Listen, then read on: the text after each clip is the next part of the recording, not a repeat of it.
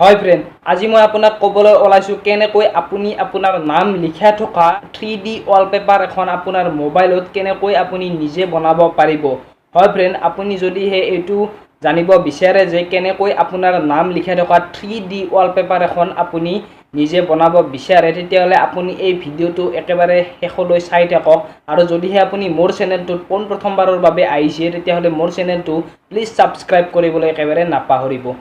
তো ফ্ৰেন্ড, আমি জানো আহক আজি কেনেকৈ আপুনি আপোনাৰ নাম লিখা ৰখা এখন 3D ৱালপেপাৰ নিজে আপোনাৰ মোবাইলতে বনাব পাৰে। এইখনে হৈছে 3D ৱালপেপাৰ, যিখন ৱালপেপাৰ মই অলৰেডি বনালোঁ। মোৰ নাম লিখা থকা মোৰ মোবাইলতে মই নিজে বনাইছোঁ। তো সেইকাৰণে আপোনালোকক জনাম বুলি ওলাইছোঁ যে কেনেকৈ আপোনাৰ নাম লিখা থকা 3D ৱালপেপাৰখন আপোনাৰ মোবাইলতে বনাব পাৰে। তো ইয়াৰ বাবে আপুনি আপোনাৰ মোবাইলৰ ডাটাটো ওপেন কৰি লওক, মানে ইণ্টাৰনেট কানেকশ্যনটো। তাৰপিছত আপুনি যাওক গুগল প্লে ষ্ট'ৰলৈ, আৰু গুগল প্লে ষ্ট'ৰত গৈ কিনে আপুনি ইয়াত চাৰ্চ কৰি দিয়ক 3D my name live wallpaper.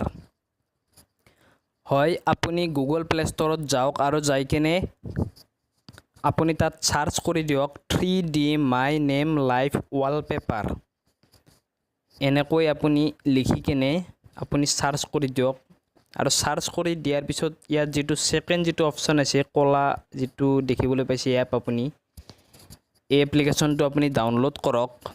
এপ্লিকেশ্যনটো একেবাৰে সৰু এপ্লিকেশ্যন হয়, মাত্ৰ 2.6 MBৰ এপ্লিকেশ্যন হয় এটা। এই এপ্লিকেশ্যনটো 1 মিলিয়ন মানুহে ডাউনলোড কৰিছে, আৰু ইয়াৰ ৰেটিং হ'ল 4.4 ৰেটিং। গতিকে আপুনি ইয়াক ডাউনলোড কৰি লওক। ডাউনলোড কৰি লোৱাৰ পিছত এতিয়া ইনষ্টলিং হৈ আছে গুগল প্লে ষ্ট'ৰত।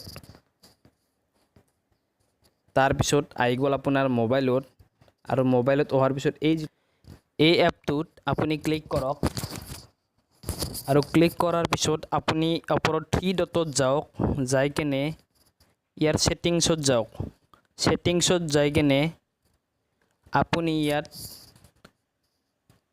এডিটত মাৰি দিয়ক, আৰু এডিটত মাৰি দিয়াৰ পিছত আপোনাক ইয়াত লিখিব দিব, মানে আপুনি যাৰ নামত ৱালপেপাৰখন বনাব বিচাৰে সেই নামটো আপুনি ইয়াত লিখিব পাৰে।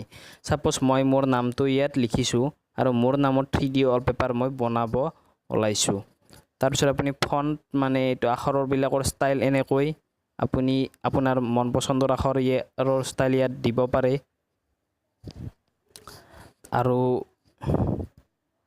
তাৰপিছত স্পীড, মানে 3D ৱালপেপাৰখন কিমান স্পীডত ঘূৰিব, কিমান শ্ল'ত ঘূৰিব, সেইটো আপুনি ইয়াত নিজে থ'ব পাৰে সজাই কিনে।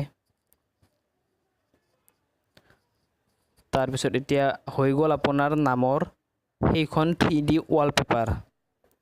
তাৰপিছত আপুনি এতিয়া ইয়াত যদি এপ্লাইত মাৰি দিয়ে, তাৰপিছত ছেট টু ডেস্কটপত মাৰি দিয়াৰ পিছত আপোনাৰ মোবাইলৰ ডেস্কটপত থাকিব, আৰু ছেট টু লক স্ক্ৰীণত যদি মাৰি দিয়ে আপোনাৰ মোবাইলৰ লক স্ক্ৰীণত এইখন ৱালপেপাৰ আপুনি দেখিবলৈ পাব। তো আপুনি দেখিবলৈ পাইছে যে মোৰ নামেৰে তৈয়াৰী এইখন 3D ৱালপেপাৰ মোৰ মোবাইলত বৰ্তমান থাকি গ'ল। তো এনেকৈ আপুনি আপোনাৰ নামেৰে তৈয়াৰী এখন 3D ৱালপেপাৰ আপুনি বনাব পাৰে আপোনাৰ মোবাইলতে। তো ফ্ৰেন্ড, যদি সেই ভিডিঅ'টো ভাল লাগিছে তেতিয়াহ'লে মোৰ চেনেলটো ছাবস্ক্ৰাইব কৰিবলৈ একেবাৰে নাপাহৰিব, আৰু লাইক কৰক, কমেণ্ট কৰক, আৰু শ্বেয়াৰ কৰক, সকলোকে জনাই দিয়ক কেনেকৈ আপোনাৰ নাম লিখা থকা 3D ৱালপেপাৰ এখন আপোনাৰ মোবাইলতে নিজে কেনেকৈ আপুনি বনাব পাৰে। তো যদি সেই ভিডিঅ'টো ভাল লাগিছে তেতিয়াহ'লে মোৰ চেনেলটো ছাবস্ক্ৰাইব কৰিবলৈ একেবাৰে নাপাহৰিব।